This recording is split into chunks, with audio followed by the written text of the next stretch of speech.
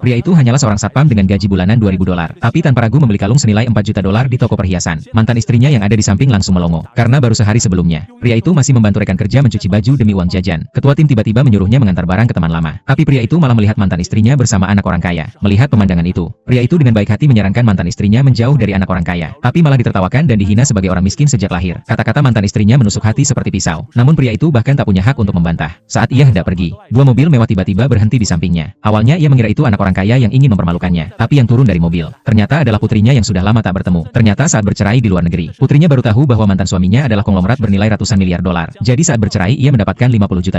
Kabar mengejutkan itu langsung membuat pria itu tertegun. Belum sempat sadar sepenuhnya, putrinya langsung memberinya kartu hitam, mengatakan di dalamnya ada uang jajan $100 juta dan berpesan jika uangnya habis tinggal hubungi dia. Keesokan paginya, saat pria itu hendak pergi kerja, tiba-tiba mendapat telepon dari sahabatnya, mengabari bahwa hari ini adalah ulang tahunnya, dan memintanya untuk datang ke pesta yang diadakan di hotel tempatnya bekerja. Jadi ia langsung pergi ke toko perhiasan, memilih kalung termahal di toko sebagai hadiah ulang tahun untuk sahabat wanitanya. Tapi di dalam toko ia bertemu mantan istri dan anak orang kaya. Mantan istri melihat pria itu hendak membeli kalung paling mahal, langsung mencibir dan menghinanya. Tapi pria itu tak menggubris, langsung mengeluarkan kartu hitam dari putrinya untuk membayar. Manajer toko yang melihat kartu itu langsung terkejut, dan langsung menganggap pria itu bukan orang biasa. Tapi mantan istri dan anak orang kaya yakin kartu itu palsu. Tak disangka beberapa detik kemudian, pembayaran berhasil. Saat itu juga, mantan istri menyesal bukan main. Ia mencoba memperbaiki hubungan, tapi pria itu langsung menepis tangannya di depan umum, berbalik dan langsung pergi. Saat itu sahabat wanitanya berniat mengenalkan pria itu pada sahabat dekatnya, tapi tiba-tiba teman kuliah mereka juga datang ke tempat itu, dan kebetulan adalah manajer tim satpam tempat pria itu bekerja. Begitu muncul, ia langsung menyebarkan kabar bahwa kemarin pria itu ditipu untuk mengantar kondom. Semua orang langsung tertawa terbahak-bahak. Saat pria itu muncul, penampilannya yang lebih tampan dari teman kuliah langsung mencuri perhatian. Teman kuliah itu lantas mengeluarkan kalung bermerek yang baru dibelinya, dengan bangga menyatakan nilainya beberapa puluh ribu dolar, lalu menghina kalung pemberian pria itu seperti barang murahan. Pria itu dengan tenang mengeluarkan kalung yang baru dibelinya, tapi langsung ditertawakan sebagai barang KW.